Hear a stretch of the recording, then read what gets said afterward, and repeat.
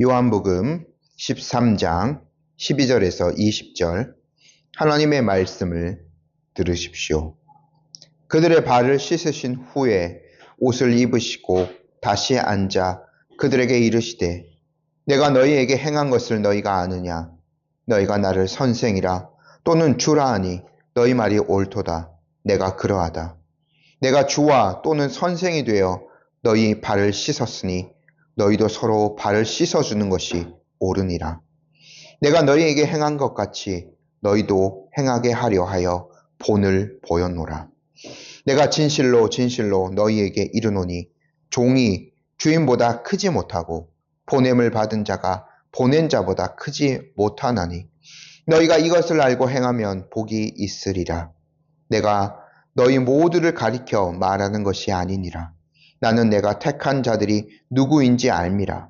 그러나 내 떡을 먹는 자가 내게 발꿈치를 들었다 한 성경을 응하게 하려는 것이니라. 지금부터 일이 일어나기 전에 미리 너희에게 일러둠은 일이 일어날 때에 내가 그인 줄 너희가 믿게 하려 함이로라. 내가 진실로 진실로 너희에게 이르노니 내가 보낸 자를 영접하는 자는 나를 영접하는 것이요 나를 영접하는 자는 나를 보내신 이를 영접하는 것이니라. 아멘. 잠시 기도하도록 하겠습니다. 복되신 하나님 아버지, 오늘 이 시간 저희들이 또 주님의 귀한 말씀을 듣고자 합니다. 하나님의 귀한 은혜를 이 말씀을 통하여 우리 모두에게 허락하여 주옵소서. 듣는 자와 전하는 자, 성령에 감화되어서 성령의 또 조명하심을 받아서 말씀의 뜻 밝히 깨닫고 순종을 통하여 영광을 올려드릴 수 있도록 이 시간 역사하여 주옵소서. 예수님의 이름으로 기도드립니다. 아멘. 예수님께서는 이제 자신이 영광을 얻으실 때가 가까이 온 줄로 확신하시고 이제는 남겨질 제자들을 위해서 더욱 집중해서 사역을 하십니다. 그래서 그들을 사랑하시되 끝까지 사랑하시는 것을 보여주셨죠. 예수님께서 제자들과 저녁을 잡수시던 자리에서 매우 특별한 의식 하나를 치러주셨습니다.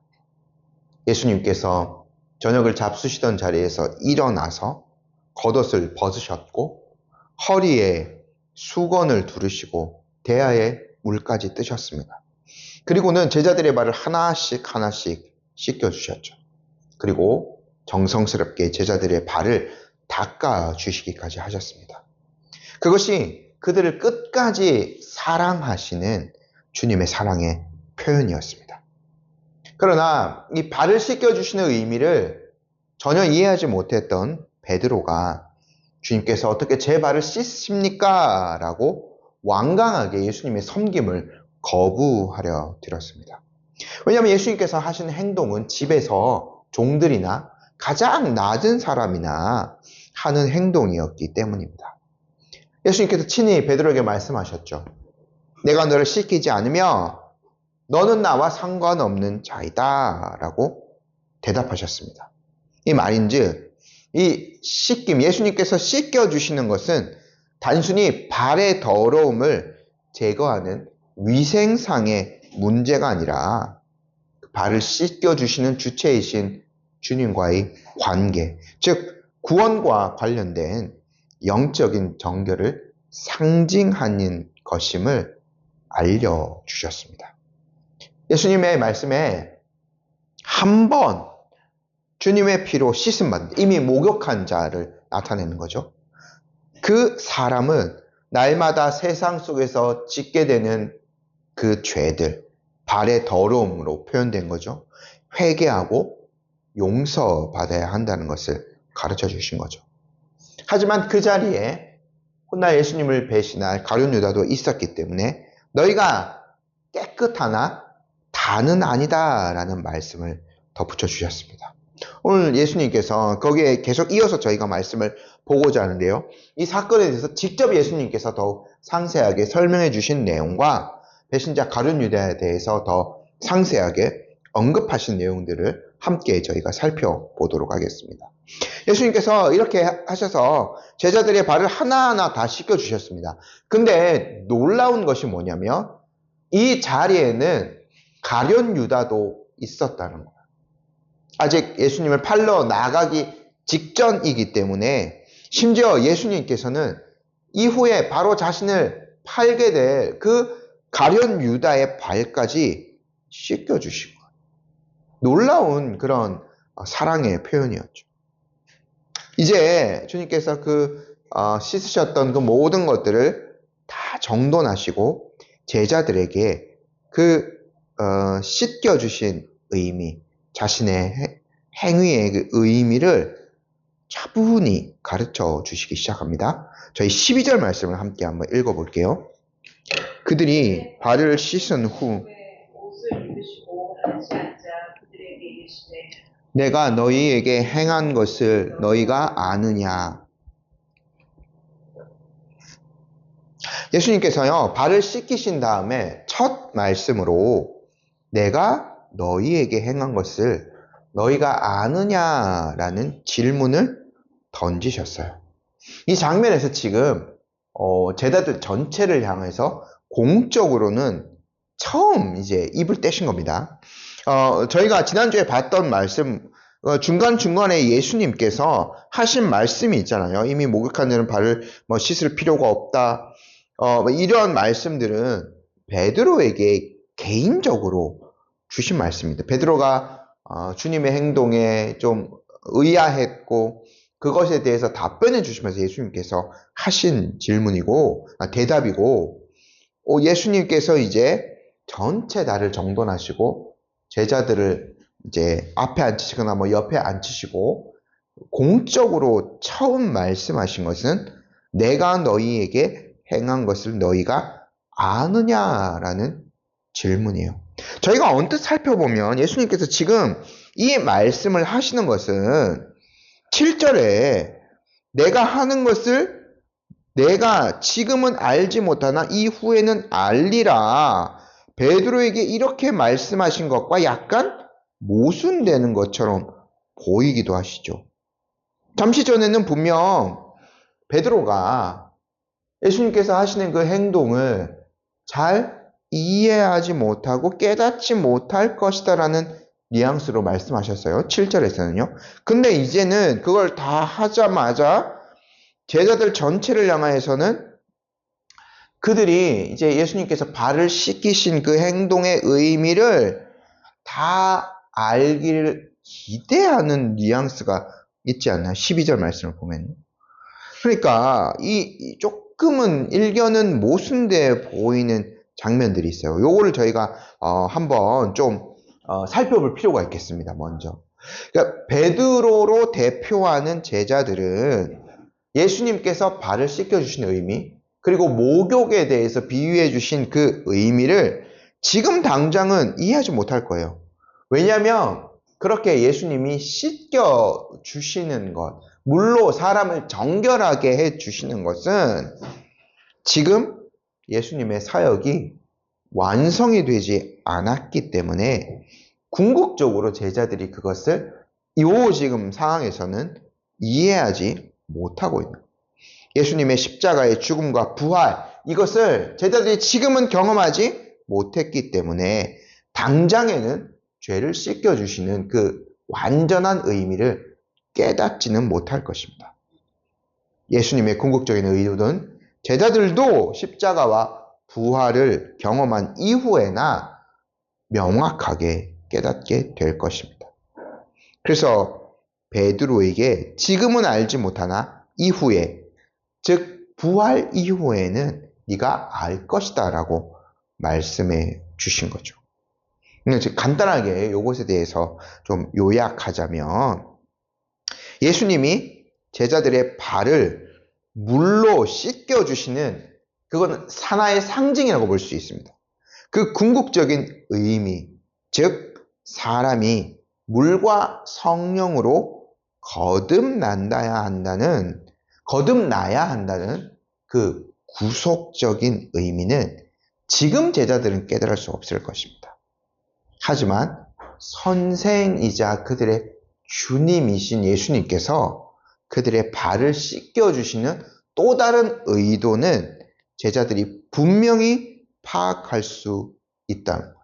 그래서 예수님께서 13절, 14절에서 그 의미들을 간략하게나마 설명해 주시고 제자들이 어떻게 살아야 될지를 방향을 일러주세요. 13절, 14절 말씀 저희 같이 한번 읽어볼게요. 너희가 나를 선생이라 또는 주라 하니 너희 말이 옳도다. 내가 그러하다. 내가 주와 또는 선생이 되어 너희 발을 씻었으니 너희도 서로 발을 씻어주는 것이 옳으니라. 일단 제자들이 예수님 어떻게 불렀나요? 선생님 또는 주님이라고 불렀습니다.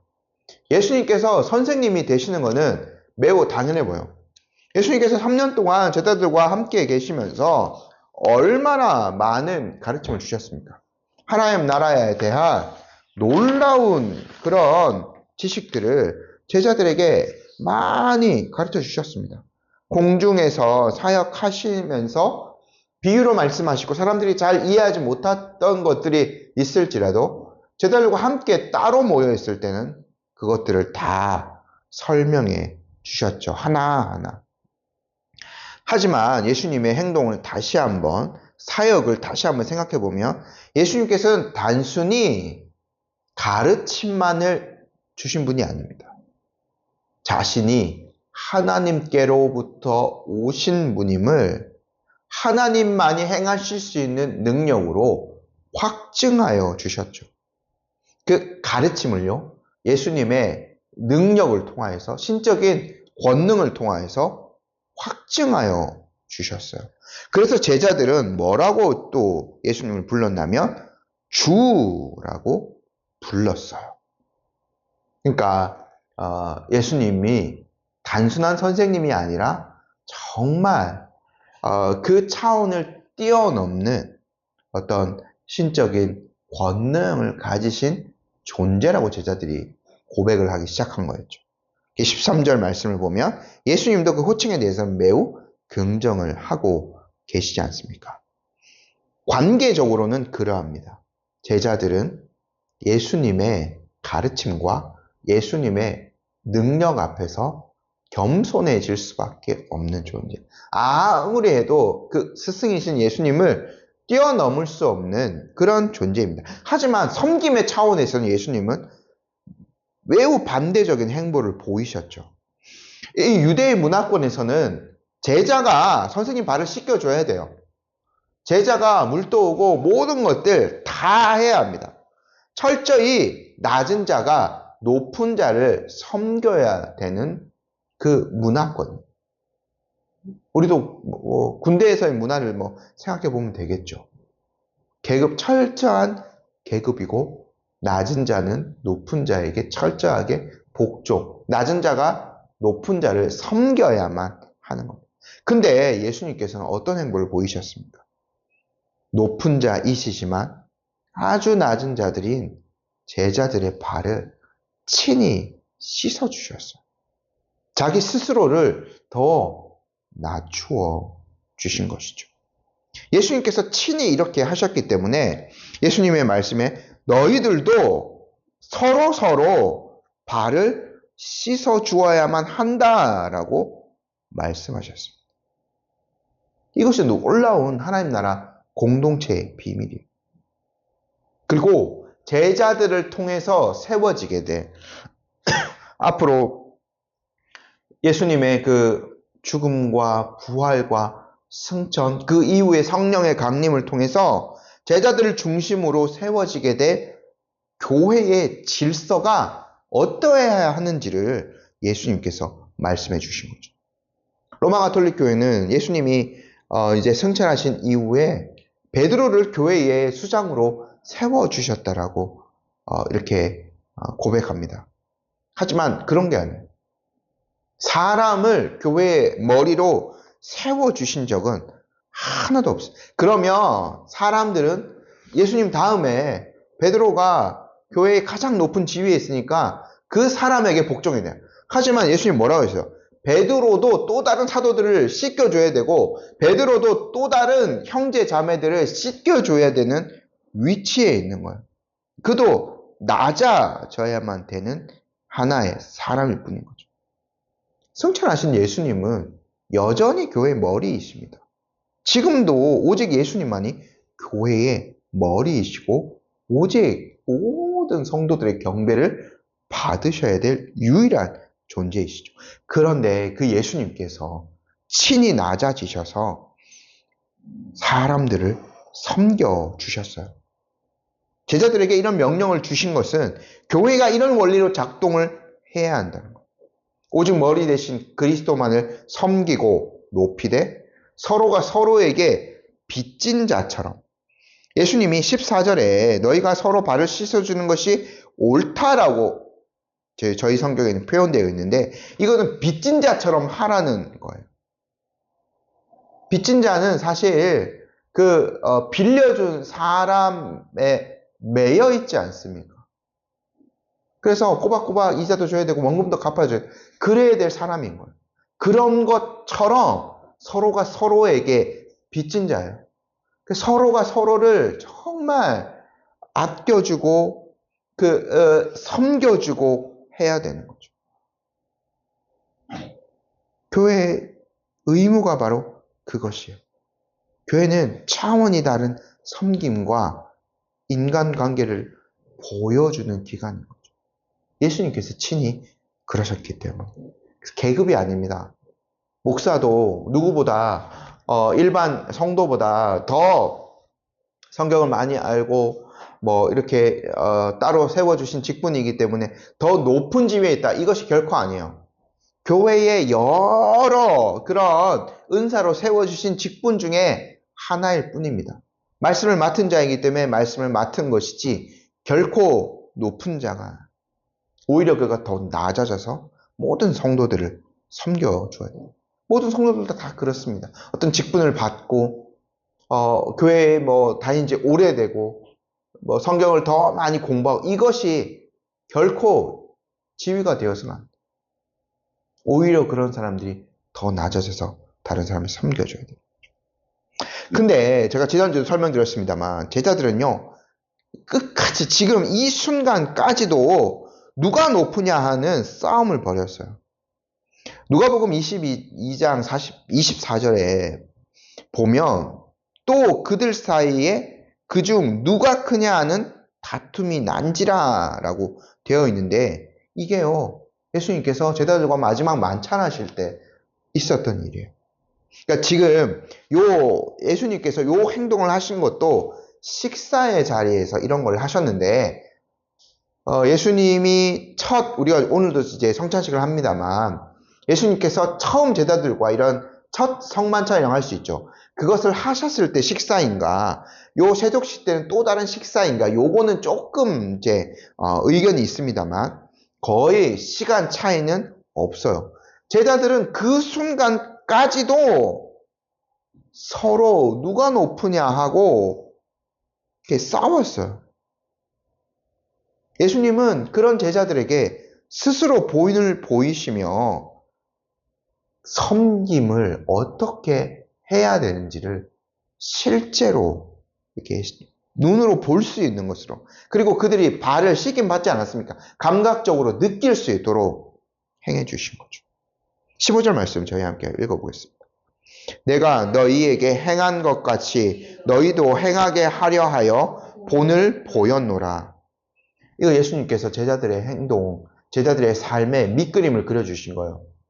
어떤 유명한 화가도 그 밑그림을 벗어나서 그림을 그리지 않습니다.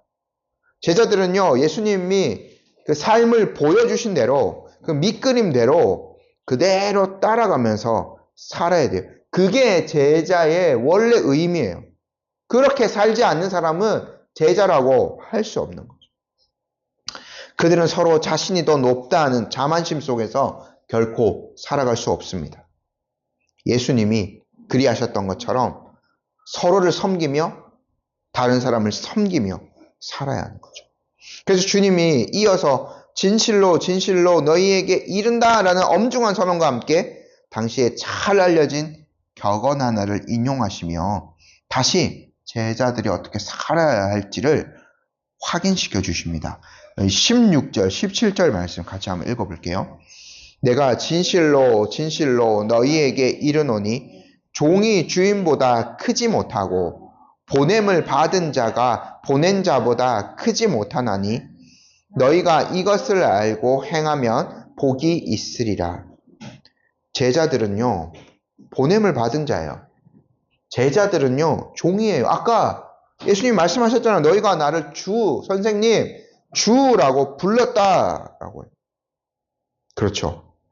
이런 사람들은요, 스스로를 높이거나 자신의 존엄성을 내세워서는 안 된다라고 주님이 강력하게 경고하신 거예요. 한번 쉽게 설명해 드려볼까요? 지금 예수님께서는요, 지금 내 옆에 있는 사람을 위해서 친히 더 낮아지셔서 그 사람의 발을 씻겨 주셨어요. 우리가 순위를 매길 수 없지만 내 옆에 있는 사람보다 예수님이 순위가 낮아지셨다고 일단 한번 쳐봅시다. 그런데 나는 지금 내 옆에 있는 사람을 예수님이 그러하셨듯이 섬기지 않고 네가 나를 섬겨라. 나는 너를 섬기기 싫다 하면 너는 나에게 복종하라라고 말한다면 이거를 순위로 쉽게 그냥 표현해보면 어떻게 되는 거야? 내가 옆에 사람 섬기지 않고 옆에 사람이 나를 섬겨야 돼요. 내가 제일 1위에 가 있습니다. 옆에 사람은요 2위라고 할 수 있겠죠. 왜요? 예수님이 이 옆에 사람을 섬겨주셨기 때문에. 그럼 예수님이 어디 가 있어요? 제일 밑바닥 3등에 가 있는 거예요. 이해가 되시죠? 이게 말이 되는 관계 설정입니까? 그들의 주인이시며 그들을 친히 보내신 예수님께서 낮은 섬김의 본을 보여주셨어요. 하물며 종이자 보냄받은 자들인 제자들은 어찌 그 예수님의 섬김을 무시한 채로 자신은 대접을 받으며 살려 할 수 있겠습니까? 예수님이 여러 차례 제자들에게 이러한 말씀을 가르쳐 주셨어요. 그리고 17절에 참된 복이 어디 있는지를 선언하시죠. 제가 한번 더 읽어드릴게요. 너희가 이것을 알고 행하면 복이 있으리라. 주님이 복이라고 말씀하신 것, 이 헬라어 단어로 마카리오이라는 단어인데 이것은 내적인 행복, 하나님께서 주시는 참된 복을 의미해요. 근데 이것을 받으려면 어떻게 된다? 알고 행해야 돼요. 조건적으로 주어지는 겁니다. 단순히 머리로만 아는 것으로는 부족해요. 그래서 참된 지식은 반드시 실천으로 이어져야 되고 그럴 때야 비로소 우리들이 참된 복을 누릴 수 있는 겁니다.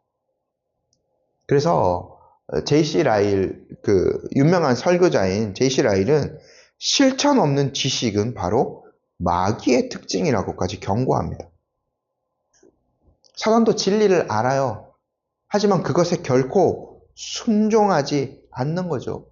그렇게 그가 가진 지식은 오히려 비참함을 더할 뿐입니다. 우리 또한 마찬가지인 거죠. 예수 그리스도의 그 사랑과 은혜를 또 주님께서 가르쳐 주셨던 그 교훈들을 깊이 있게 배우고 안다고 말하면서도 여전히 교만하고 이기적이고 남을 섬기지 않고 오히려 더 군림하는 자세로 살아가려고 한다면 우리는 복이 있는 사람이 아니라 오히려 더 큰 심판 아래 놓이게 될 것이에요. 그래서 야고보서 4장 17절에서 사람이 선을 행할 줄 알고도 행하지 않으면 죄이다 말한 거죠. 그래서 우리가 어디까지 나아가야 되는가? 서로의 잘못을 용서하고 서로를 위해서 기도해 주는 것까지. 이것이 서로의 발을 씻기는 또 다른 중요한 실천이라고 볼 수 있는 거죠. 이렇게 우리가 형제 자매들을 섬기면서 살아야 될 의무가 있는 거예요. 왜? 우리는 더 큰 주님의 사랑을 입었기 때문에, 더 큰 주님의 섬김을 입었기 때문이에요. 근데 예수님께서 마지막으로 하나 덧붙이시는 것이 있죠. 복이 있는 자에 대해서 말씀하셨지만 모든 제자가 해당되는 것은 아니다라고 여기에서 한 번 더 반복적으로 말씀해 주십니다. 은혜를 누리지 못할 사람이 있어요. 18절 말씀 함께 한번 저희가 읽어보겠습니다. 내가 너희 모두를 가리켜 말하는 것이 아니니라. 나는 내가 택한 자들이 누구인지 알미라. 그러나 내 떡을 먹는 자가 내게 발꿈치를 들었다 한 성경을 응하게 하려는 것이니라. 주님이 먼저 말씀하셨어요. 친히 택한 자를 아신다라고요. 근데 이것은 예수님께서 제자로 불렀다라는 것을 의미하기도 하지만 아마 더 궁극적으로는 하나님의 주권적인 선택을 받을 자들이 누구인지를 안다라는 표현으로 볼 수 있을 겁니다. 참 제자의 구원과 견인은 그들 자신의 노력으로 되는 것이 아닙니다. 어디에까지 연유되는가? 오직 하나님의 변함없는 선택의 은혜의 근거예요. 주님은 신적인 지혜로서 누가 참된 제자이고 누가 배신자인 것을 이미 알고 계셨죠. 그럼에도 불구하고 그의 발을 씻어 주시기까지 하셨어요. 가룟 유다죠. 우리가 왜 예수님께서 그런 것을 아심에도 불구하고 가룟 유다를 12 중에 하나로 택하셨는가? 그를 끝까지 품어주셨는가? 이 하나님의 뜻은 온전히 알 수 없지만 이 18절 말씀, 요한복음 말씀을 보면 그것은 성경의 성취 때문이라고 나와 있어요. 이 내 떡을 먹는 자가 내게 발꿈치를 들었다 한 성경을 응하게 하려는 것이니라. 이것이 어디에 나오느냐? 시편 41편 9절 말씀을 인용한 거예요.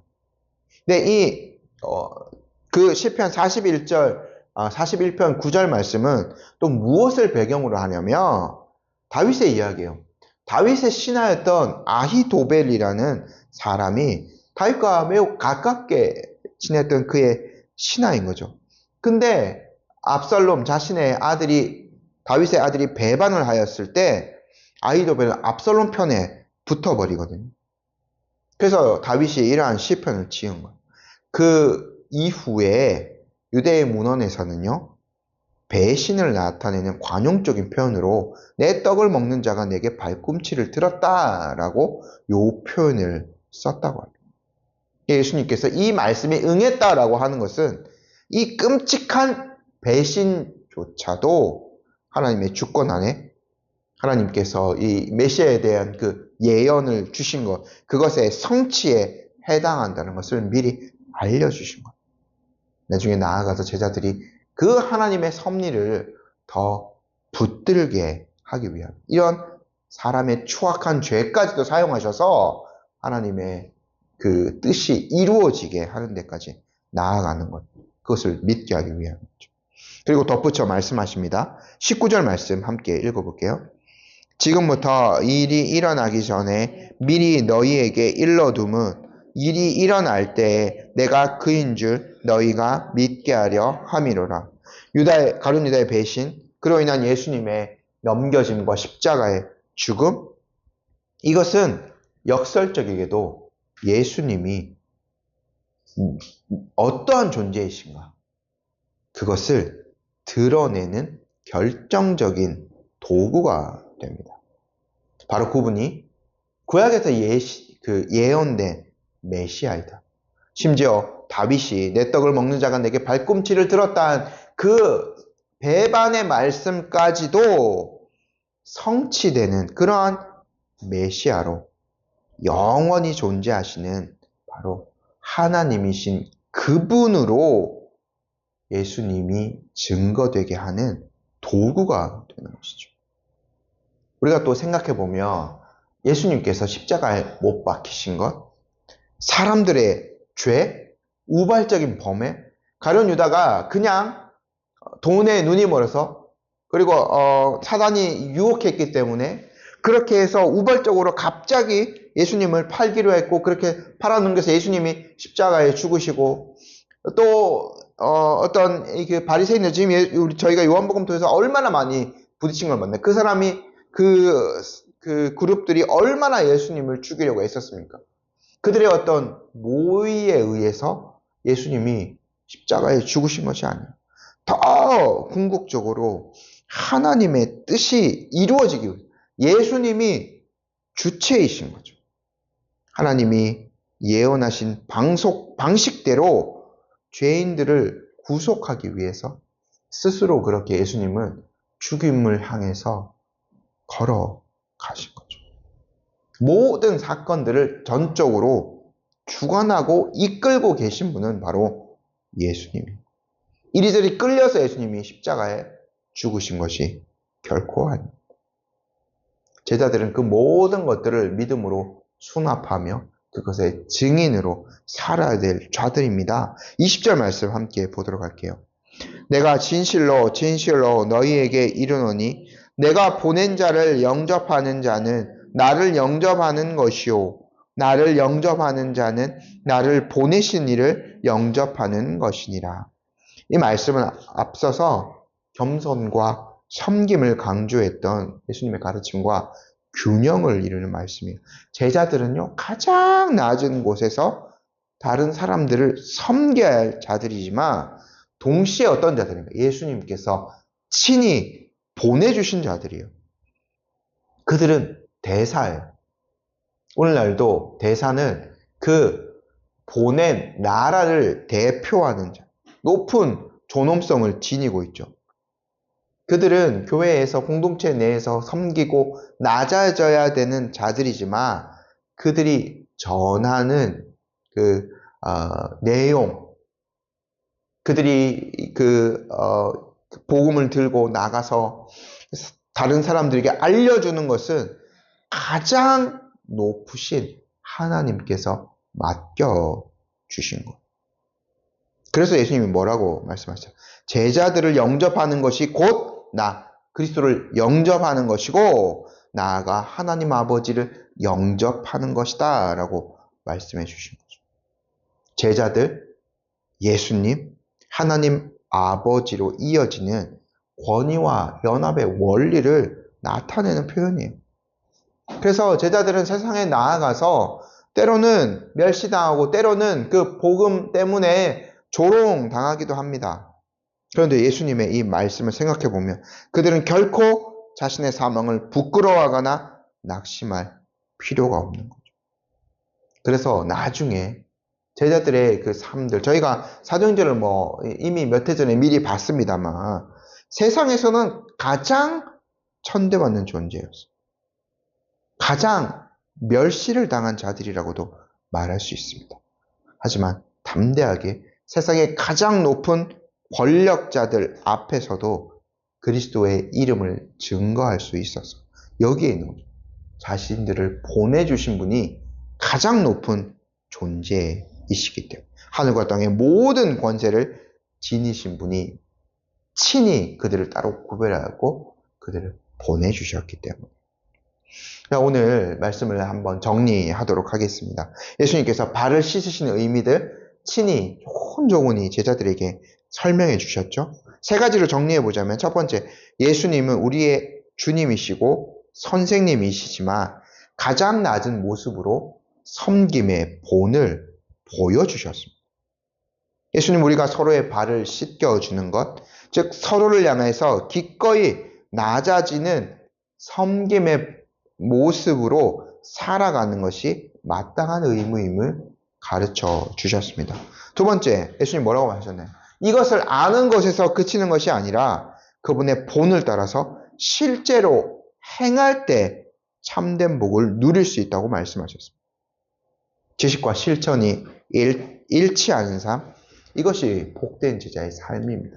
진짜 복을 누리려면 우리가 진짜 다른 사람들을 섬겨야 하는 것이죠.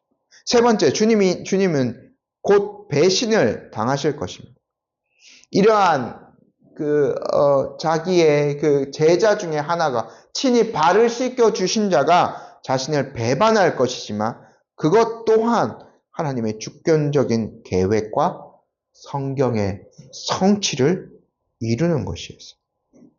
그 사건을 통해서도 예수님은 자신이 누구인지를 더욱 분명히 드러내 보여주셨죠.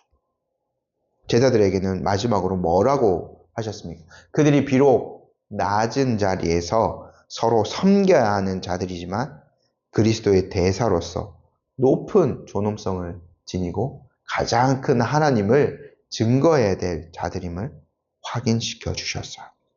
이 말씀을 잘 기억하며 우리를 한번 돌아봅시다. 일단 우리의 삶의 태도를 한번 돌아봅시다. 우리 안에 다른 사람들보다 내가 더 높은 자이다.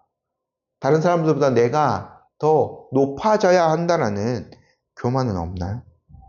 섬김만 받기를 원하고 낮은 자리에서 섬기는 것을 꺼려 하지는 않았나요? 우리는 우리가 첫 번째가 되고 싶어 하는, 가장 높은 데로 올라가고 싶어 하는 교만, 그 탐욕과 싸워야 합니다. 그렇게 되면 제가 아까 임의로 순위를 매긴 거지만 예수님은 가장 순위 아래로 내려가게 됩니다. 우리의 암과 우리의 실천이 일치하도록 기도했으면 좋겠습니다. 머리로만 아는 신앙이 아니라 손과 발로 실제로 주님의 말씀에 순종해서 그 복들을 누리는 신앙이 되기를 소망합니다. 그리고 세상에 나아가서는 담대하게 그리스도의 대사로서 주님의 복음을 전하며 가장 높은 분이 우리를 불러주셨다는 그 소명 속에서 살아갈 수 있는 우리 성도님들 되셨으면 좋겠습니다. 이 제자들의 삶처럼, 사도들의 삶처럼 세상이 우리를 어떻게 평가하든지 간에 우리는 주님께서 불러주신 가장 위대한 사명자들 아닙니까? 그래서 부끄럽지 않게 담대하게 또 주님의 이름을 증거하는 삶들을 사셨으면 좋겠습니다. 아멘.